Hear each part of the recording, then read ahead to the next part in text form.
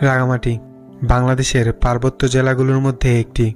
রাঙামাটি বাংলাদেশের বৃহত্তম জেলা, যেখানে রয়েছে 11টি জনগোষ্ঠীর নিজস্ব সংস্কৃতি।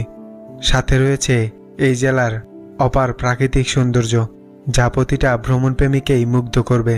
আর আজকের ভ্রমণ গল্পে আমি আপনাদের এই রাঙামাটি কিভাবে যাবেন, কোথায় থাকবেন, আর কোন কোন জায়গা ঘুরে দেখবেন, কতই বা খরচ হবে থাকবে তার বিস্তারিত। আমাদের আজকের যাত্রা শুরু হচ্ছে ঢাকার সায়দাবাদ বাস স্ট্যান্ড থেকে।